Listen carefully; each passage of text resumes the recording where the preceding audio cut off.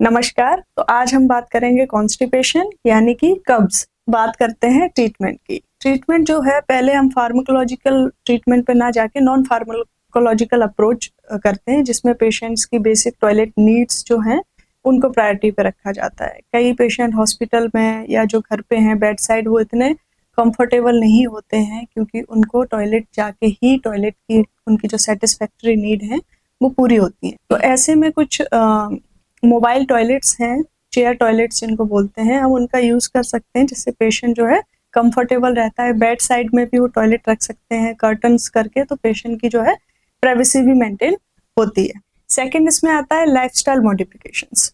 अगर जो पेशेंट है उनका लाइफस्टाइल ऐसा है कि रात को जल्दी नहीं सोते हैं, डिनर लेट करते हैं, फाइबर इनटेक पुअर है, वाटर इनटेक पुअर है, बहुत ही सेडेंटरी लाइफस्टाइल है, एक्टिविटी नहीं है, तो ऐसे पेशेंट्स की जो है वो sleep pattern, dietary habit, exercise, इन सब पे काम किया जाता है और उनको प्रॉपर गाइड किया जाता है। इसके लिए वो चाहे तो डाइटिशियन की एडवाइस भी ले सकते हैं। जो प्रोलॉन्ग बेड रिडन पेशेंट्स हैं, उन पेशेंट्स में जो है फिजियोथेरेपिस्ट का भी बहुत रोल होता है। वो उनको एक्टिव पैसिव एक्सरसाइज पे डाला जा सकता है, जिससे जो है थोड़ा इंटेस्टाइन का मूवमेंट्स इनिशिएट होता है और वो भी काफी हेल्पफुल रहता है। हम इसमें सलाह करते हैं कि पेशेंट की जो है साइकोलॉजिस्ट से भी काउंसलिंग की जाए, क्योंकि इसमें स्ट्रेस एक बहुत बड़ा कारण है कॉन्स्टिपेशन कॉज करने का। पैलिएटिव केयर पेशेंट जो प्रोलॉन्ग क्रॉनिकली इल हैं और उनमें स्ट्रेस होना बहुत ही कॉमन होता है, और स्ट्रेस एक कारण है कॉन्स्टिपेशन का। तो साइकोलॉजिस्ट से कंसल्टेशन किया जा सकता है इसके लिए। तो अब बात करते हैं फार्माकोलॉजिकल मैनेजमेंट की, जिसमें मेडिसिन आते हैं। तो फर्स्ट कैटेगरी में है स्टूल सॉफ्टनर्स, जिसमें हम सबने सुना है सफकुला। This is basically a bulk forming medicine, और हम अवॉइड करते हैं कैंसर पेशेंट में जो मॉर्फिन्स पे हैं, क्योंकि इससे प्रॉब्लम्स और वर्सन हो सकती है। सेना प्लस जो स्टूल्स में इंक्रीज करता है वाटर पेनिट्रेशंस को और स्टूल को जो है सॉफ्ट करता है।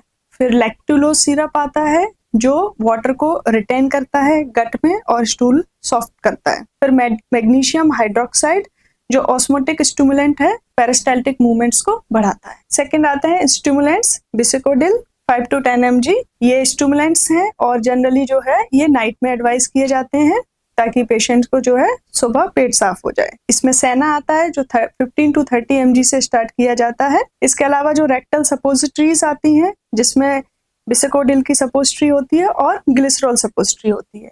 इसके अलावा जो है हम एनिमा भी सजेस्ट करते हैं, जिसमें नॉर्मल एनिमा और हाई एनिमा भी दिया जाता है आफ्टर रेक्टल एग्जामिनेशन। उसके अलावा कुछ जनरल मेजर्स हैं। एक तो पेशेंट का इंटेक अच्छा होना चाहिए, तो पेशेंट जो खाने का मन कर रहा है, जो बोल रहा है, उसको वो फूड प्रोवाइड कराइए। कुछ मोशंस में पोजीशंस का रोल होता है। हम सब ने पिको मूवी देखी है, जिन्होंने नहीं देखी है वो आप देख सकते हैं। उसमें इमरान खान ने अमिताभ बच्चन को बताया बड़े अच्छे से कि इरेक्ट रेक्टम का कितना रोल है सही तरीके से मोशन पास करने। उसके अलावा जो है बिलीव एंड रिलीव, जो पेशेंट कह रहा है परिजनों से या डॉक्टर से, उसको सुनना है और फिर उसको समाधान देना है।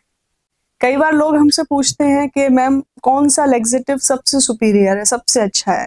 तो इसका कोई एविडेंस नहीं है। It's basically person to person, जिससे जिस भी पेशेंट को रिलीफ मिलता है वो उसके लिए सुपीरियर लैक्सेटिव है। कई बार लोग पूछते हैं कि मैम क्या हम 2 लैक्सेटिव एक साथ यूज कर सकते हैं? तो आंसर इज यस, आप यूज कर सकते हो। अगर पेशेंट को सेटिस्फेक्शन है, यू कैन यूज। कई बार लोग कहते हैं कि क्या आप प्रोकाइनेटिक्स और एंटीस्पास्मोटिक एक साथ दे सकते हैं? देन आंसर इज नो, ये नहीं करना है। कई बार लोग बोलते हैं कि पेशेंट हमारा जो है फ्लूइड नहीं ले रहा है, फूड अच्छे से नहीं ले रहा है, तो क्या बल्क फॉर्मिंग एजेंट दे सकते हैं?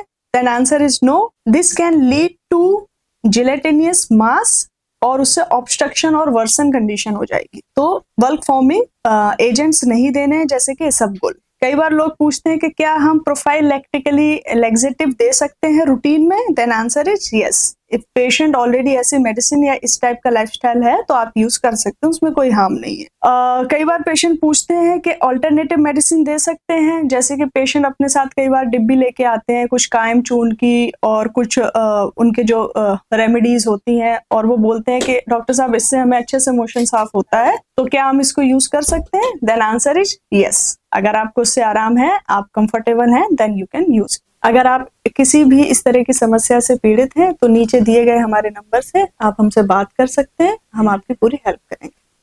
Thank you.